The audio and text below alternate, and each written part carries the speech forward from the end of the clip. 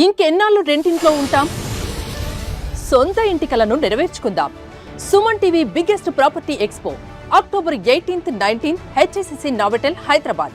ఇప్పుడే free entry కోసం call చేయండి. నమస్తే రమగారు. నమస్తే జయ. రమగారు, ఇతరుల అభిప్రాయాలకి ఎంతవరకు ప్రాముఖ్యతనివ్వాలి? అంటే వాళ్ళ అభిప్రాయాల్ని మనం ఎంతవరకు గౌరవించి తీసుకోవాలి? అసలు అవసరం ఉందా? ఎంతవరకైనా తీసుకోవచ్చు, ఎంతైనా తీసుకోవాలి. అసలు తీసుకోవాల్సిన అవసరం కూడా లేదు.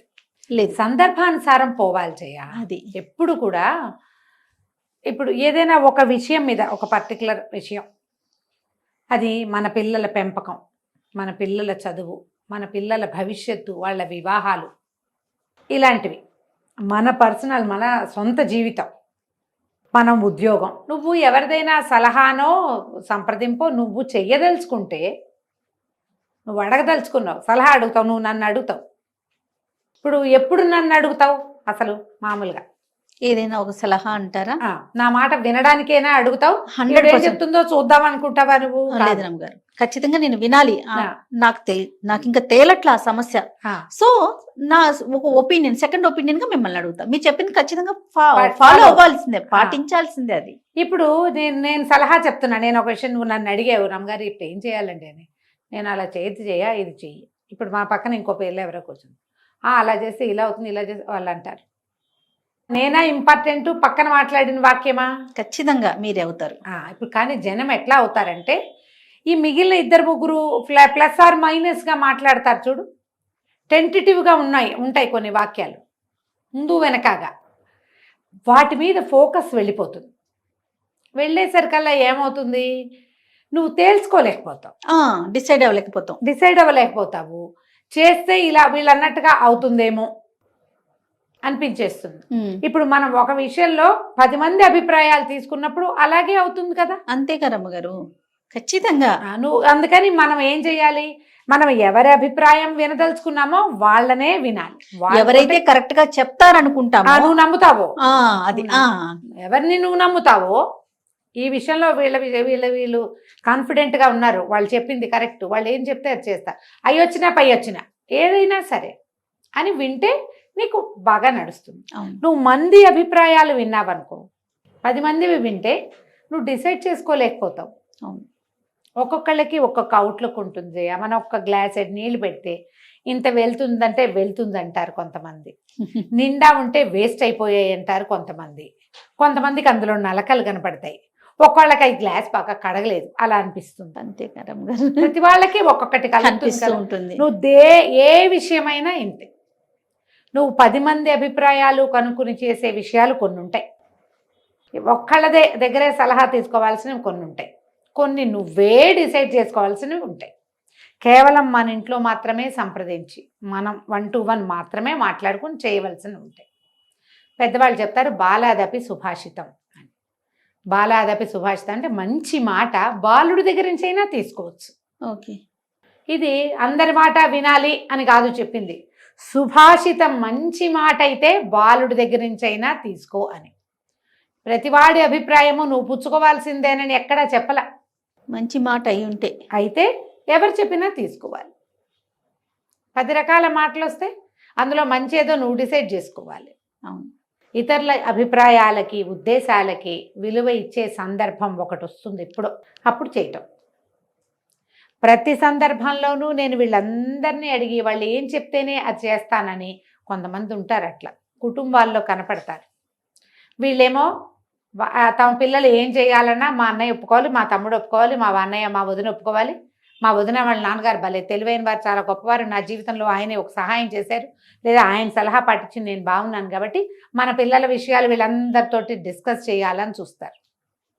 అందరి అభిప్రాయాల్ని అనుసరించి పెళ్లి సంబంధాలు కుదురుస్తారు, ఉద్యోగాలకు పంపిస్తారు, చదువులు సెలెక్ట్ చేసుకుంటారు. ఆఖరికి పిల్లల లైఫ్ పార్ట్నర్ని సెలెక్ట్ చేసేటప్పుడు కూడా నలుగురిని కనుక్కునే చేస్తారు కొంతమంది. కానీ ఈ సలహా చెప్పడానికి ఉన్న నలుగురిలో సగానికి పైగా వాళ్ళ డెసిషన్స్ వాళ్ళే తీసుకుంటారు. ఇతరుల అభిప్రాయాలతో వాళ్ళకి పని లేదు. ఈ పిల్లలకి ఏమని ఉంటుంది, మేమేమో వీళ్ళందరినీ అడుగుతున్నాం, వాళ్ళు చేసేటప్పుడు వాళ్ళే చేసేస్తున్నారే, మమ్మల్ని ఏం అడగట్లేదు. ఇప్పుడు తప్పెవరిది ఇక్కడ ఈ పాయింట్లో? అందరి అభిప్రాయాలు తీసుకున్న వాళ్ళది కదా. నీ పిల్లలు మనం ఏదైనా ఒక డెసిషన్ తీసుకోవాలి అంటే మొదట మనము, మన పరిస్థితులు, మన ఆర్థిక స్థితి, మన పిల్లల అభిప్రాయము, పిల్లల ఆసక్తి, ఇవి కదా చాలా ముఖ్యమైనది. చాలా అవసరం. దాన్ని బట్టి ప్రవర్తించాలి. దీనికి ప్రతి వాళ్ళు తమని తాము తరచి చూసుకోవాలి జయ. సాధారణంగా కొంచెం కుటుంబాల్లో అంటే కుర్రాళ్ళు పిల్లలైతే తమ అమ్మా నాన్న తోటి మంచి సంబంధ బాంధవ్యం కలిగి ఉండాలి. భార్యాభర్తలైతే వాళ్ళు ఒకళ్ళతోటి ఒకళ్ళు మాట్లాడుకోవాలి. మనకి భేదాభిప్రాయాలు ఎప్పుడు వస్తాయి? భిన్నాభిప్రాయాలు వినటం వల్లే భేదాభిప్రాయాలు వస్తాయి. వాళ్ళ అమ్మా నాన్న ఆవిడ ఐడియాలజీ వేరు, వాళ్ళు ఒక క్లాస్ రకంగా ఆలోచిస్తారు. వీళ్ళు కొంచెం సింపుల్, వీళ్ళది ఒక 5-6 ఐడియాలు ఉంటాయి, వాళ్ళకి ఒక 5-6 ఐడియాలు ఉంటాయి. ఏం చేయాలి? 5-6 ఇట్లలో నుంచి ఒక పిండితార్థం తీసుకుని భార్యాభర్త ముందుకెళ్ళాలి. అంతే. నేను అవి వినాల్సిందేనని ఆవిడే ఇవి వినాల్సిందేనని ఈయన కొట్టుకుంటుంటే అవదు కదా.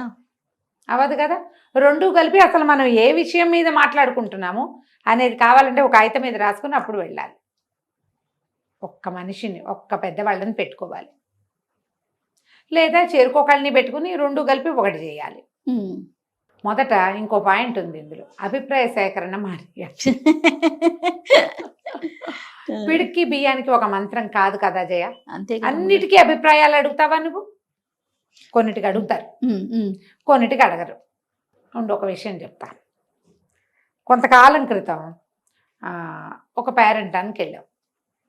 ఎన్నేళ్ళ క్రితం, చాలా కాలం అయింది. పాప పెద్దదైంది. వాళ్ళు ఎంత గ్రాండ్గా చేశారు జయ, చాలా గ్రాండ్గా చేశారు. పాపని కూర్చోబెట్టినప్పుడే చక్క కొత్త లంగా కట్టి కూర్చోబెట్టారు. మా ఇళ్ళల్లో మాకు తెలియదు, అవి నాకు ఐడియా లేదు. పువ్వులు జడేశారు, కొత్త బట్టలు కట్టి చక్కగా మంచి దీంట్లో కూర్చోబెట్టారు. ఏమిటో స్నానాలకి వాళ్ళని పిలిచి వీళ్ళని పిలిచి ఎంత గందరగోళం చేశారు, ఎంత గ్రాండ్గా చేశారు జయ. మేము ఇలా చేయమండి, మా ఇళ్ళల్లో ఇలా అలవాట్లేదు, ఏంటో అందరికీ చెప్పుకుంటారు, ఇలాంటివి చెప్పాలా అని ఒక ఐడియా. రెండో వాళ్ళు, ఆ పిల్ల అలసిపోతుందని కొంచెం రెస్ట్ ఇవ్వాలి, కొత్తగా ఒక శరీరంలో నుంచి కొత్త మార్పు జరిగితే దీనికి లంగా కట్టుకో, పువ్వులు జడేసుకో, ఈ గోల ఏమిటి, హాయిగా దాన్ని పడుకోనివ్వచ్చు కదా అని ఇంకొకళ్ళు. ఆ కింద పడుకోబెడితే పిల్లకి బ్యాక్ పెయిన్ రాదా అని ఇంకొకళ్ళు. అది కొత్త లంగా కట్టారేమిటి, లంగా వేస్ట్ అయిపోతుంది కదా, చాకలకో ఎవరికో ఇచ్చేయాలో ఏమిటో, డబ్బులు వేస్ట్ అని ఇంకొకళ్ళు. ఇంకో హిందీ జనాలు కొంతమంది, హమ్ ఏ సబ్ నహీ కర్తే అని ఇంకొకళ్ళు. ఇన్ని మాట్లాడుకుంటారు. ఈ మొత్తం అభిప్రాయాల అవసరం ఉందా అక్కడ? అస్సలు లేదు. వాళ్ళు ఏం చేయదలుచుకున్నారో అది చేసేస్తున్నారు. మా ఇంట్లో ఇలాగే అలవాటు, మేము ఇలాగే చేస్తాం, 3 అన్నదమ్ములకు ఒకటే పిల్ల, ఈ ఫంక్షన్ కోసం ఎప్పటి నుంచో చూస్తున్నాం, గ్రాండ్గా చేసుకోవాలని. గ్రాండ్. ఇప్పుడు ఎవరి అభిప్రాయంతో పని ఉంది ఇక్కడ? అవును, ఎవరి అభిప్రాయంతో పని లేదు. కానీ మనకి భిన్నాభిప్రాయాలు ఉంటాయి. మనం ఏం చేయాలి?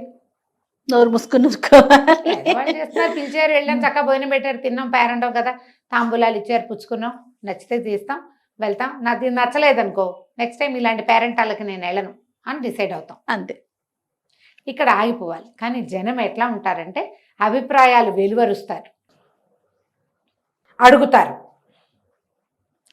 కానీ వాళ్ళు చేసేది వాళ్ళే చేసుకుంటుంటారు. కొంతమంది అందరిని అడిగి వాళ్ళ ఐడియా ప్రకారం చేస్తారు. ఇంకొకళ్ళు ఉంటారు పెద్ద మనుషులు, ఇలా చేయకూడదని వాళ్ళకి గ్యారంటీగా తెలుసు. ఏమి నాబోటి పెద్దక్కైనో కనుక్కుని పర్వాలేదమ్మా అని నేనంటే ఆవిడే చెప్పిందని అందరికి ప్రచారం చేస్తారు. ఆ పేరు కాస్త ఆవిడకే వీళ్ళు చేయదలుచుకునే ఉంటారు. ప్రధానమైనది ఈ అభిప్రాయ సేకరణ తగ్గించుకోండి. ఇక్కడ ప్రస్తుత ప్రపంచంలో ఎవరు ఎవరిని ఉద్ధరించే వాళ్ళు లేరు.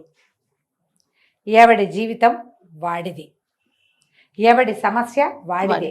వాడికి ఏదైనా దెబ్బ తగిలినా, ఇబ్బంది వచ్చినా అయ్యో పాపం అంటారు తప్ప జనం ఓసారి అంటారు. అవును, ఆ నొప్పి పూర్తిగా సహించవలసిన వాడెవడు? ఎవడికి వచ్చిందో కష్టం వాళ్ళే కదా. మీకేదో అభిప్రాయం ఉంది, మీ విషయంలో మీరు యాక్ట్ చేయబోకండి, సరిపోతుందిగా. అంతేగా.